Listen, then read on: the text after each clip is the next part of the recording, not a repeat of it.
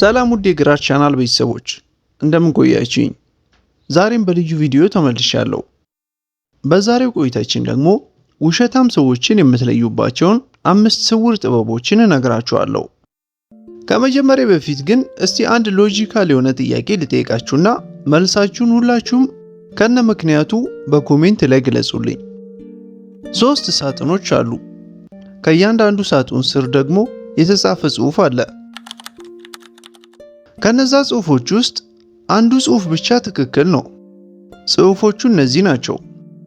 አንደኛው ሳጥን ስር የተጻፈው ጽሑፍ ብርቱካኑ እዚህ ሳጥን ውስጥ ነው ያለው ይላል። ሁለተኛው ሳጥን ውስጥ ያለው ጽሑፍ ደግሞ ብርቱካኑ እዚህ ሳጥን ውስጥ የለም ይላል። ሶስተኛው ሳጥን ስር ያለው ጽሑፍ ደግሞ ብርቱካኑ አንደኛው ሳጥን ውስጥ የለም ይላል። ስለዚህ ብርቱካኑ የትኛው ሳጥን ውስጥ ነው ያለው?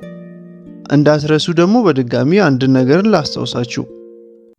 ከነዚህ ጽሑፎች መካከል አንደኛው ብቻ ነው እውነት። ስለዚህ የእናንተ እውነተኛ ምላሽ በኮሜንት ላይ ንገሩኝ። እኔ ደግሞ ትክክለኛውን መልስ በቪዲዮ መሃል ወይም መጨረሻ ላይ ነግራችኋለሁ። ግን እናንተም ራሳችሁን ግምታችሁን አስቀምጡ እስቲ።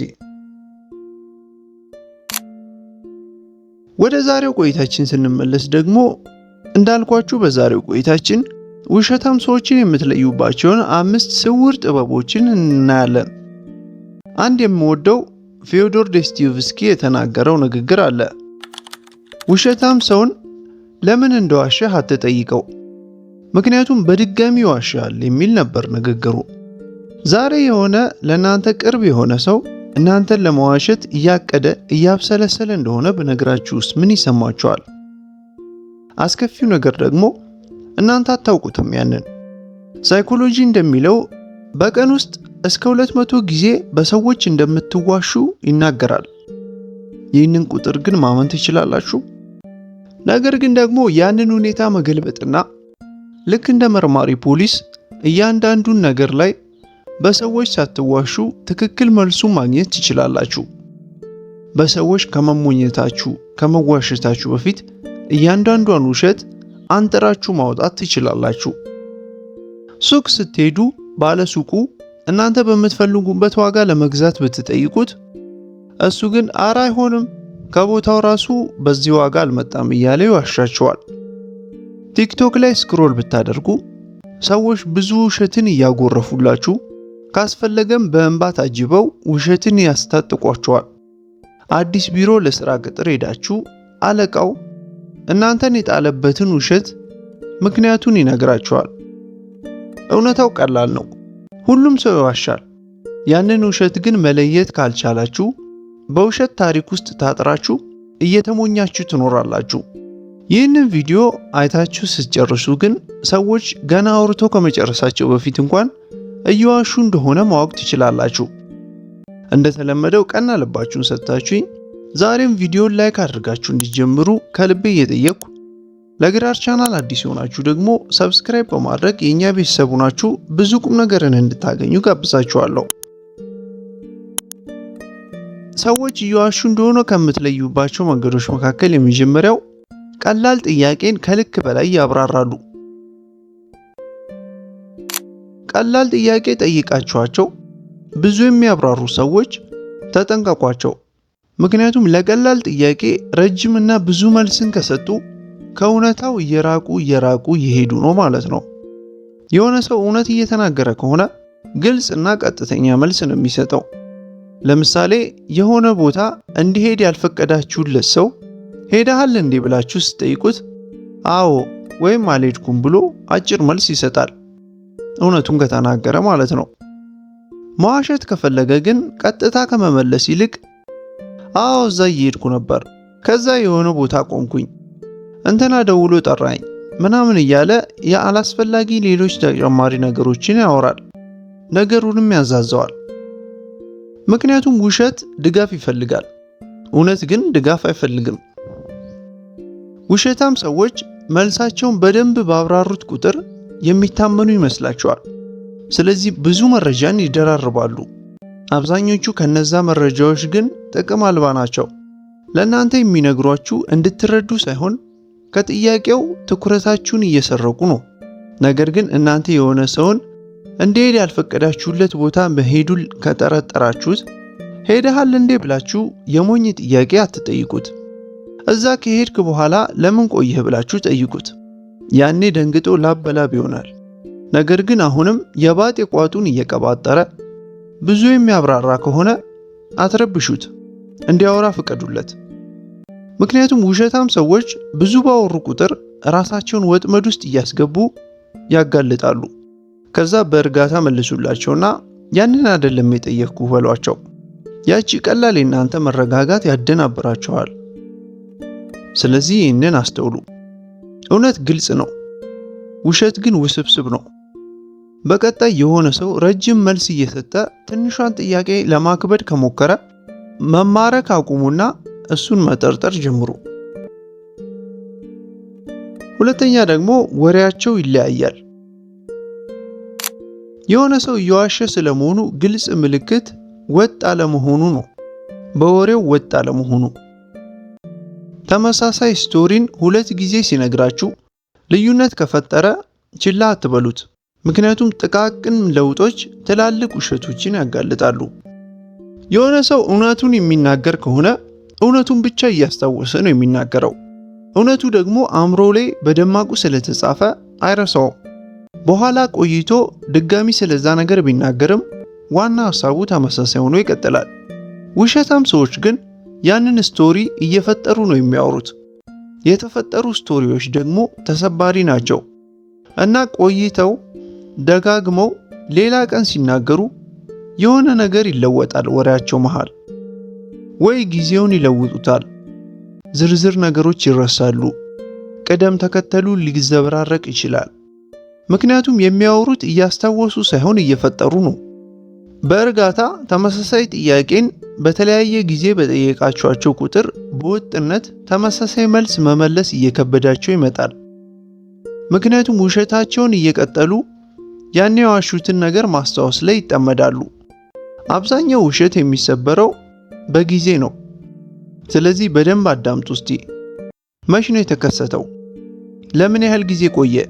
ጉዳዩ ከተከሰተ በኋላ እና ከመከሰቱ በፊት ምን ተፈጠረ ብላችሁ ስትጠይቋቸው በፊት ነግሯችሁ የነበረውንና አሁን ድጋሚ ስትጠይቋቸው የሚነግሯችሁን ነገር የሚለያይ ከሆነ እውነታውን እየተናገሩ አይደለም ማለት ነው። ምክንያቱም እውነተኛ ነገር ተፈጥሯዊ ኦርደርን የተከተለ ነው። ስለዚህ በቀጣይ ጊዜ የሆነ ሰው ዛሬ ነገራችሁት ስቶሪ ከሳምንት በኋላ ደግሞ ድጋሚ ሲጠየቅ የሚለያይ ስቶሪን ካወራ እየዋሸ ነው ማለት ነው። ሶስተኛ ደግሞ የእናንተን ጥያቄ ይደግሙታል።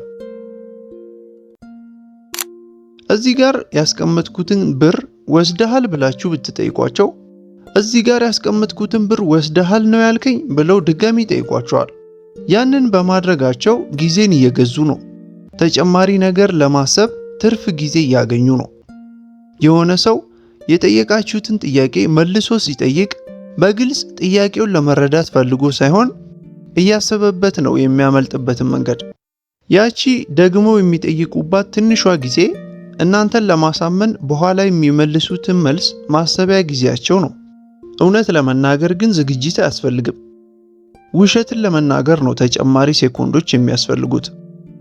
ነገር ግን ደግሞ ጥያቄ መልሶ የሚጠይቅ ሰው በሙሉ ውሸታም ነው ማለት አይደለም። ምክንያቱም አንዳንዴ ሰዎች በአግባቡ ካላዳመጡ ጥያቄው መልሰው ይጠይቃሉ። ስለዚህ በዛ ብቻ አትደምድሙት። ይልቅ ያላቸውን ፓተርን ተከታተሉ። ደግሞ ሲጠይቋችሁ ከእናንተ ጋር አይን ላይን መተያየት ይፈራሉ? ጥያቄውን ከደገሙ በኋላ ግልጽ ያልሆነ መልስ ይመልሱላችኋል? አንዱ ምልክት ምንም ላይሆን ይችላል። ሁለቱን አብረው ካደረጉ ግን ሁሉም ነገር ተጋልጦባቸዋል። ይህን አስታውሱ። አንዳንዴ ውሸታቸው የሚጋለጥባቸው በሚሰጡት ምላሽ ብቻ ሳይሆን ከመመለሳቸው በፊት የሚዘገዩበት ሁኔታ ነው።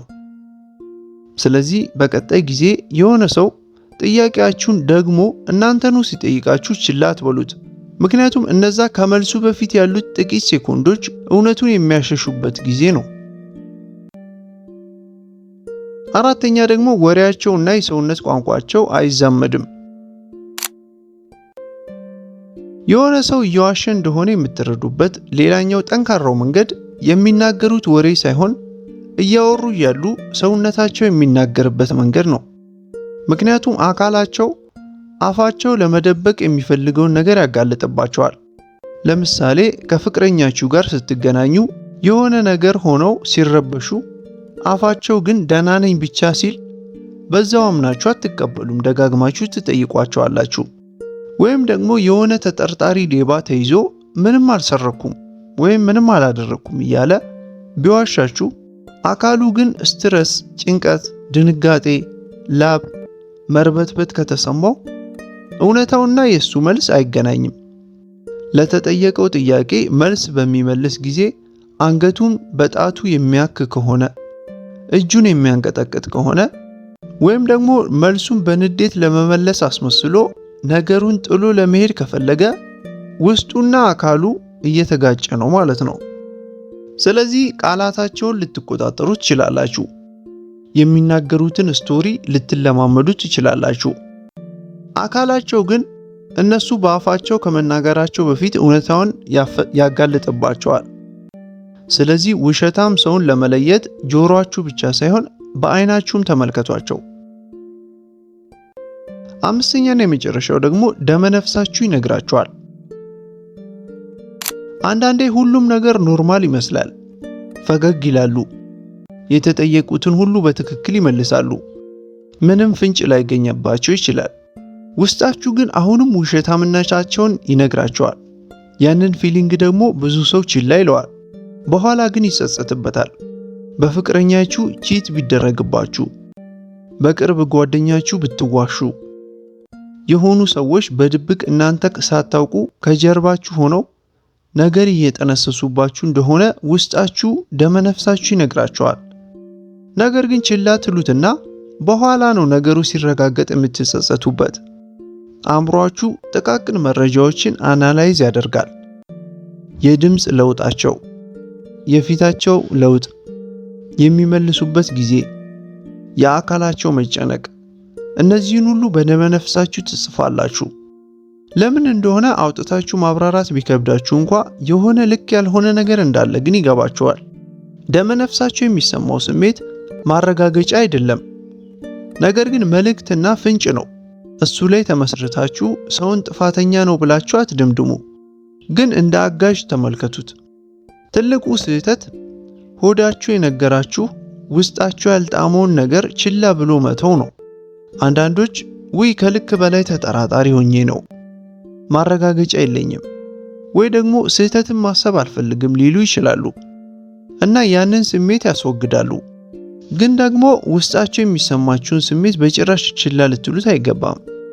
በጥቂቱ ምቾት ካልተሰማችሁ፣ ቅፍፍ የሚል ስሜት ከተሰማችሁ፣ ካላመናችኋቸው፣ በወሬ መሃል እንኳን ድንገተኛ ጥርጣሬ ከተሰማችሁ ዝም ብሎ የተከሰተ ነገር ሳይሆን አእምሯችሁ ገና ከመረዳቱ በፊት ቀድሞ አካላችሁ ውሸቱን ደርሶበታል ማለት ነው።